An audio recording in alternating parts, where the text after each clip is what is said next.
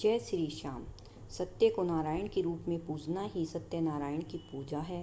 इसका दूसरा अर्थ यह है कि संसार में एकमात्र नारायण ही सत्य है, बाकी सब माया है। सत्य में ही सारा जगत समाया हुआ है। सत्य के सहारे ही शेष भगवान पृथ्वी को धारण करते हैं। श्री सत्यनारायण व्रत का वर्णन देव ऋषि नारद जी के पूछने पर स्वयं भगवान विष्णु ने अपने मुख से किया है। तो प्रिय श्रोताओं, चलिए सुनते हैं सत्यनारायण भगवान की कथा। एक बार योगी नारद जी ने भ्रमण करते हुए मृत्युलोक के प्राणियों को अपने अपने कर्मों के अनुसार तरह तरह के दुखों से परेशान होते देखा। इससे उनका संत हृदय द्रवित हो उठा और वे वीणा बजाते हुए अपने परम आराध्य भगवान श्री हरि की शरण में हरि कीर्तन करते क्षीर सागर पहुँच गए और स्तुतिपूर्वक बोले, हे नाथ, यदि आप मेरे ऊपर प्रसन्न हैं तो मृत्युलोक के प्राणियों की व्यथा हरने वाला कोई छोटा सा उपाय बताने की कृपा करें। तब भगवान ने कहा, हे वत्स, तुमने विश्व कल्याण की भावना से बहुत सुंदर प्रश्न किया है, अतः तुम्हें साधुवाद है। आज मैं तुम्हें ऐसा व्रत बताता हूँ जो स्वर्ग में भी दुर्लभ है और महान पुण्यदायक है तथा मोह के बंधन को काट देने वाला है, और वह है सत्यनारायण व्रत। इसे विधि विधान से करने पर मनुष्य सांसारिक सुखों को भोगकर परलोक में मोक्ष प्राप्त कर लेता है। इसके बाद कांचीपुर नगर के एक निर्धन ब्राह्मण को भिक्षावृत्ति करते देख भगवान विष्णु स्वयं ही एक बूढ़े ब्राह्मण के रूप में उस निर्धन ब्राह्मण के पास जाकर कहते हैं, हे विप्र, श्री सत्यनारायण भगवान मनोवांछित फल देने वाले हैं। तुम उनके व्रत पूजन करो, जिससे करने से मनुष्य सब प्रकार के दुखों से मुक्त हो जाता है। इस व्रत में उपवास का भी अपना महत्व है, किंतु उपवास से मात्र भोजन न लेना ही नहीं समझना चाहिए। उपवास के समय हृदय में ये धारणा होनी चाहिए कि आज श्री सत्यनारायण भगवान हमारे पास ही विराजमान हैं। अंदर वह भार सुचिता बनाए रखनी चाहिए और श्रद्धा विश्वासपूर्वक भगवान का पूजन कर उनकी मंगलमयी कथा का श्रवण करना चाहिए।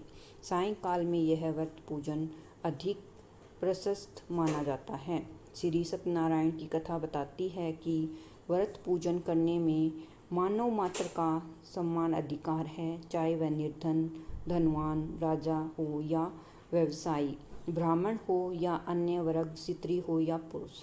यही स्पष्ट करने के लिए इस कथा में निर्धन ब्राह्मण, गरीब लकड़हारा, राजा उल्कामुख, धनवान व्यवसायी, साधु वेश्य, उसकी पत्नी लीलावती, पुत्री कलावती, राजा तुडंग ध्वज एवं गोपगणों की कथा का समावेश किया गया है।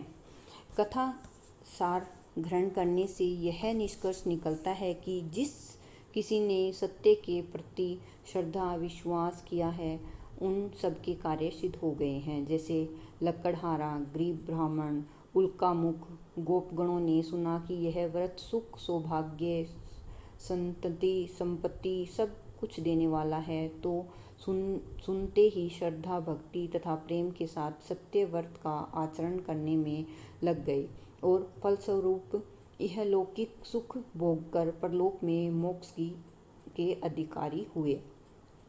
साधु वेश्य ने भी यही प्रसंग राजा उल्कामुख से विधि विधान के साथ सुना, किंतु उसका विश्वास अधूरा था, श्रद्धा में कमी थी। वह कहता था कि संतान प्राप्ति पर सत्य व्रत पूजन करूँगा। समय बीतने पर उसके घर एक सुंदर कन्या ने जन्म लिया। उसकी श्रद्धालु पत्नी व्रत की याद दिलाई तो उसने कहा कि कन्या के विवाह के समय करेंगे। समय आने पर कन्या का विवाह भी हो गया, किंतु उस वेश्या ने व्रत नहीं किया। वह अपने दामाद को लेकर व्यापार के लिए चला गया। उसे चोरी के आरोप में राजा चंद्रकेतु द्वारा दामाद सहित कारागार में डाल दिया गया। पीछे घर में भी चोरी हो गई। पत्नी लीलावती वह पुत्री कलावती भिक्षावृत्ति के लिए विवश हो गई। एक दिन कलावती ने किसी विप्र के घर श्री सत्यनारायण का पूजन होते देखा और घर आकर माँ को बताया। तब माँ ने अगले दिन श्रद्धा से व्रत पूजन कर भगवान से पति और दामाद के शीघ्र वापस आने का वरदान मांगा। श्री हरि प्रसन्न हो गए और स्वपन में राजा को दोनों बंदियों को छोड़ने का आदेश दिया। राजा ने उनका धन धान्य तथा प्रचुर द्रव्य देकर उन्हें विदा किया। घर आकर पूर्णिमा और संक्रांति को सत्यव्रत का जीवन पर्यंत आयोजन करता रहा।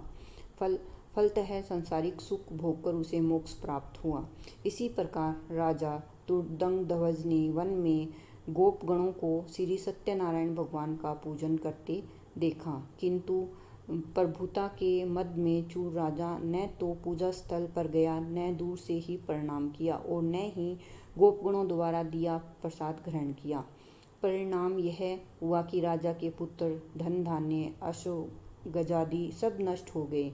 राजा को अकस्मात यह आभास हुआ कि विपत्ति का कारण सत्यदेव भगवान का निरादर है। उसे बहुत पश्चाताप हुआ। वह तुरंत वन में गया, गोपगणों को बुलाकर काफ़ी समय लगातार सत्यनारायण भगवान की पूजा की। फिर उसने उनसे ही प्रसाद ग्रहण किया तथा घर आ गया। उसने देखा कि विपत्ति टल गई और उसकी सारी संपत्ति तथा जन सुरक्षित हो गए। राजा प्रसन्नता से भर गया और सत्यव्रत के आचरण में निरत हो गया तथा अपना सर्वस्व भगवान को अर्पित कर दिया। श्री सत्यनारायण व्रत में हमें शिक्षा मिलती है कि सत्य रूप ब्रह्म जीवात्मा रूप में हमारे अंदर विद्यमान है। हम सब सत्य के ही स्वरूप हैं, पर माया के वश में आकर नष्ट होने वाली वस्तुओं को संग्रह करने की सोचकर संसार में मगन हो रहे हैं। इस अज्ञान को दूर करने, सत्य को स्वीकार करना और प्रभु की भक्ति करना